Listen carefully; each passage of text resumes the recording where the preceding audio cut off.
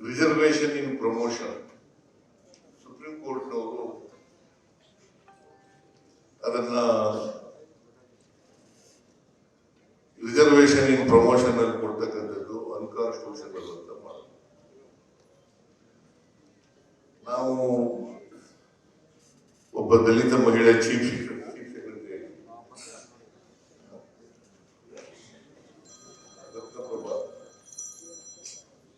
ಅವ್ರ ಅಧ್ಯಕ್ಷದಲ್ಲಿ ಒಂದು ಸಮಿತಿ ಮಾಡಿ ಸಮಿತಿಯಿಂದ ವರದಿ ತಗೊಂಡು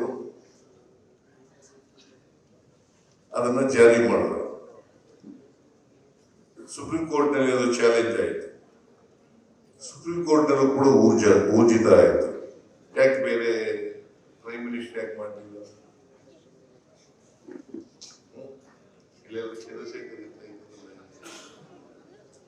ಯಾಕೆ ನೀವು ಮಾಡಲಿಲ್ಲ? ಎಲ್ಲರೂ ಮಾಡಿದಾರ?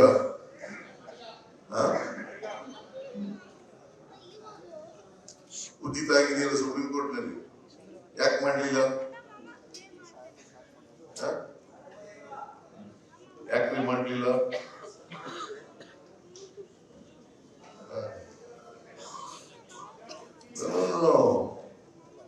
ನಮ್ಮಲ್ಲಿ ಬಹಳ ಜನ ಅದಕ್ಕೆ ವಿರುದ್ಧವಾಗಿ ಆರ್ಗ್ಯುಮೆಂಟ್ ಮಾಡೋರು ಇದ್ದಾರೆ.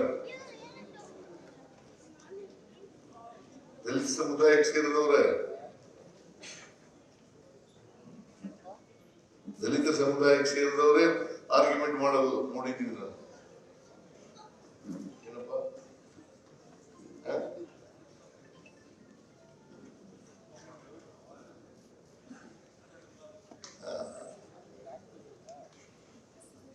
ಯಾಕೆ ಮಾಡಿಲ್ಲ?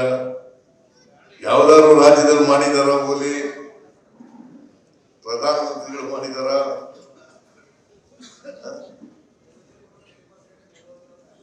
ಈಗ ಮೊನ್ನೆ ಒಂದು ಕಾನೂನು ಮಾಡಿದ್ದಾರೆ. ಈ ಡಿಸೆಂಬರ್ನಲ್ಲಿ 18ನೇ ತಾರೀಕು ಕಾನೂನು ಮಾಡಿದ್ದಾರೆ. ಮಹಾತ್ಮ ಗಾಂಧೀಜಿ ನರೇಗಾ, ಮನ್ರೇಗಾ ಅದು ಡೈರೆಕ್ಟಿವ್ ಪ್ರಿನ್ಸಿಪಲ್ಸ್ ನಲ್ಲಿ ಇತ್ತು. ಆಮೇಲೆ ರೈಟ್ ಟು ವರ್ಕ್ ಅನ್ನೋದನ್ನು ಮಾಡೋದು, ಫಂಡಮೆಂಟಲ್ ರೈಟ್ ಮಾಡೋದು. ಅದು ಮಾಡಿ ಈಗ ಮಹಾತ್ಮ ಗಾಂಧೀಜಿ ಹೆಸರೇ ತಗೊಂಡು ಜಿ ರಾಮ್ಜಿ, ಬಿ ರಾಮ್ಜಿ. ಅದು ರಾಮ ಅಲ್ಲ, ಅಯೋಧ್ಯೆ ರಾಮ ಅಲ್ಲ. विकसित भारत, रोजगार फॉर मिशन ग्रामीण ಅಂತ ಅದರ ಉದ್ದೇಶ. ಅದರ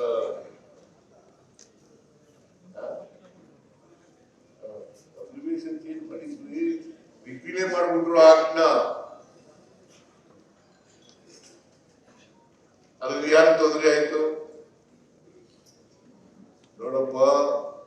28% ಪರಿಶಿಷ್ಟ ಜಾತಿ ಪರಿಶಿಷ್ಟ ವರ್ಗದವರು, 17% ಪರಿಶಿಷ್ಟ ಜಾತಿ, 11% ಪರಿಶಿಷ್ಟ ವರ್ಗ. ಯಾರು ಮಾತಾಡಿದಿರ? ಮಾತಾಡಬೇಕ ಬೇಡ? ಏನ್ರಿ ಚಂದ್ರಶೇಖರ್ ಗೊತ್ತಾಯ್ತೇನಪ್ಪ? 17% ಶೆಡ್ಯೂಲ್ ಕಾಸ್ಟ್,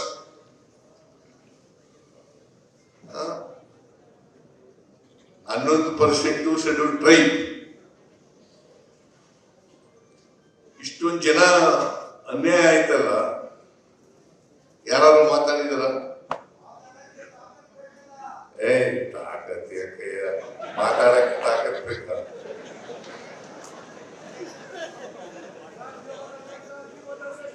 ಕಾನ್ಸ್ಟಿಟ್ಯೂಷನ್ ನಿಮ್ಮ ಅಭಿವ್ಯಕ್ತಿ ಸ್ವಾತಂತ್ರ್ಯ ಕೊಟ್ಬಿಟ್ಟಿದ್ದಾರೆ. ಮಾತಾಡಕ್ಕೆ ತಾಕತ್ ಬೇಕಂತೆ, ತಿಳ್ಕೊಳಕ್ ಹೋಗಲ್ಲ. ಈಗ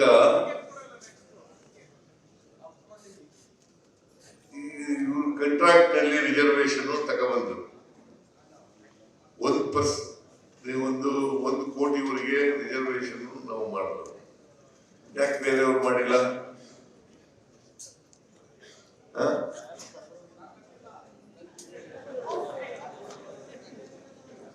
ಯಾಕಂತಂದ್ರೆ ಮಹಾತ್ಮ ಗಾಂಧೀಜಿಯವರು ಏನಂತ ಹೇಳಿದ್ರು ಅಂತಂದ್ರೆ, ಅಲ್ಲ ಬಾಬಾ ಸಾಹೇಬ್ ಅಂಬೇಡ್ಕರ್ ಅವರು ಏನಂತ ಹೇಳಿದ್ರು ಅಂತಂದ್ರೆ, ರಾಜಕೀಯ ಸ್ವಾತಂತ್ರ್ಯ ಸಿಕ್ಕಿದೆ ನನಗೆ. ರಾಜಕೀಯ ಸ್ವಾತಂತ್ರ್ಯ ಯಾವುದ್ರ ಮೇಲೆ ನಿಂತಿದೆಯಪ್ಪ ಅಂತಂದ್ರೆ, ಸಾಮಾಜಿಕ, ಆರ್ಥಿಕ, ಶೈಕ್ಷಣಿಕ ಸ್ವಾತಂತ್ರ್ಯದ ಮೇಲೆ ನಿಂತಿದೆ.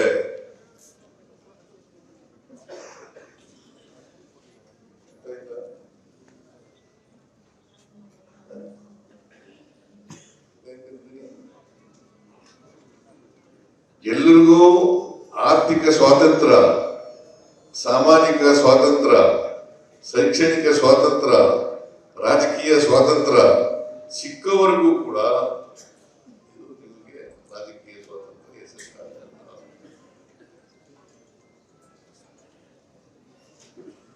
ಇದು ಆಗ್ಬೇಕಾದ್ರೆ ಪ್ರತಿಯೊಬ್ಬರಿಗೂ ಕೂಡ ಸ್ವಾವಲಂಬನೆ ಸಿಗಬೇಕು. ಆರ್ಥಿಕವಾಗಿ, ಸಾಮಾಜಿಕವಾಗಿ, ಶೈಕ್ಷಣಿಕವಾಗಿ ಸ್ವಾವಲಂಬನೆ ಸಿಗಬೇಕು. ಜಾತಿ ಯಾಕೆ ಹೋಗಿಲ್ಲ ಇಷ್ಟು ವರ್ಷ ಆದ್ರೂ ಕೂಡ? ವಿದ್ಯಾವಂತರು ಯಾಕೆ ಜಾತಿ ಮಾಡ್ತಾರೆ? ಯಾಕೆ ಹೋಗ್ಬೇಕಲ್ಲಪ್ಪ? ಮಗಂದು ಬಂದು 79 ವರ್ಷ ಆಯ್ತಲ್ಲ, ಸಂವಿಧಾನ ಬಂದು 75 ವರ್ಷ ಆಯ್ತಲ್ಲ, ಯಾಕೆ ಹೋಗ್ಬೇಕಲ್ಲ ಜಾತಿ? ಯಾಕೆ ಹೋಗಿಲ್ಲ ಅಂತಂದ್ರೆ, ನಮ್ಮ ಜಾತಿ ವ್ಯವಸ್ಥೆ ಇದೆಯಲ್ಲ, ನಿಂತು ನೀರು ಚಲನೆ ಇಲ್ಲ. ಯಾವಾಗ ಚಲನೆ ಬರ್ತದೆ ಅಂತಂದ್ರೆ, ಆರ್ಥಿಕವಾಗಿ, ಸಾಮಾಜಿಕವಾಗಿ ಚಲನೆ ಸಿಕ್ಕಿದ್ರೆ ವ್ಯಕ್ತಿಗೆ, ಆಗ ಈ ವ್ಯವಸ್ಥೆಗೂ ಕೂಡ ಚಲನೆ ಬರಲಿಕ್ಕೆ ಸಾಧ್ಯ. ಅದಕ್ಕೆ ಜಾತಿ ಹೋಗಿಲ್ಲ. ಬಸವಣ್ಣ ಯಾವ ಕಾಲದಲ್ಲಿ ಹೇಳಿದ್ರು? 850 ವರ್ಷಗಳ ಹಿಂದೆ ಬಸವಣ್ಣ ಹೇಳಿದ್ರು, ಇವನಾರವ ಎನ್ನಿಸಿದಿರಯ್ಯ, ಇವ ನಮ್ಮವ ಎಂದೆನಿಸಯ್ಯ, ನಿನ್ನ ಮನೆಯ ಮಗನೆಂದೆನಿಸಯ್ಯ, ಕೂಡಲ ಸಂಗಮ ದೇವ ಅಂತ ಹೇಳಿದ್ರು. ಹೋಗಿದೆಯಾ ಜಾತಿ? ಈ ವಚನ ಹೇಳೋದು, ಆಮೇಲೆ ನೀ ಯಾವ ಜಾತಿ ಅಂತ ಕೇಳ.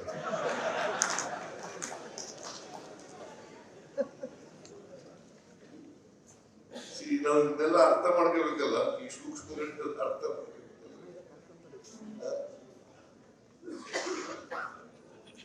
ನಾನು ಶಿವಕುಮಾರ್ಗೆ ಇವೆಲ್ಲ ಅರ್ಥ ಆಗಿದೆ ಅಂತ ಅನ್ಕೊಂಡಿದ್ದೀನಿ. ಎಲ್ಲ ಶಿವಕುಮಾರ್ ಎಲ್ಲ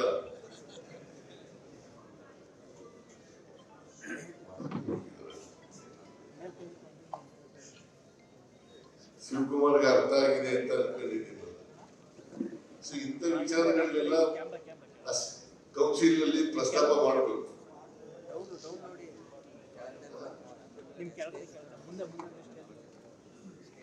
ಸೂಕ್ಷ್ಮ ಆರು ಸತ್ಯ,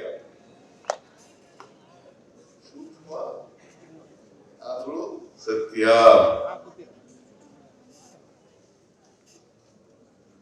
ಅದಕ್ಕೆ ಧ್ವನಿ ಇಲ್ಲೇ ಜನರಿಗೆ ಧ್ವನಿ ಹಾಕಿ ಕೆಲಸ ಮಾಡಬೇಕು ಅಂತ ನನಗೆ ಅನ್ಕೊಳ್ತೇವೆ.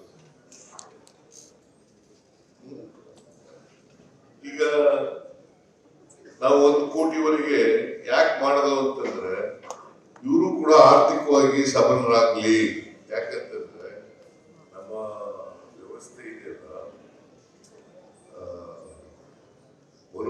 ಮನುವಾದಿಗಳ ಪ್ರಕಾರ ಬಡವರ ಕೈನಲ್ಲಿ ದುಡ್ಡಿರ್ಬಾರ್ದು.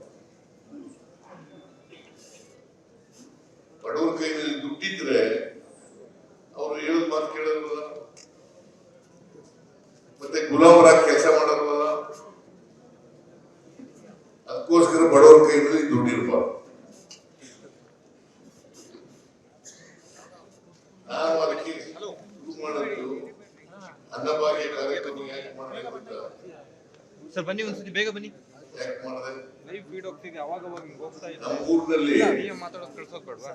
ಒಂದು ಹೋಗ್ಲೇಬಾರ್ದು, ಅಲ್ಲೇ ಇಲ್ಲೇ ಇರ್ಬೇಕು. ಜನರ ಹತ್ರ ತೆರಿಗೆ ಜಮೀನು, ನೀರಾವರಿ ಜಮೀನು, 80% ಕೃಷಿ ಜಮೀನು ನಾವು ಹುಡುಗನಾಗಿದ್ದಾಗ. ಆಗ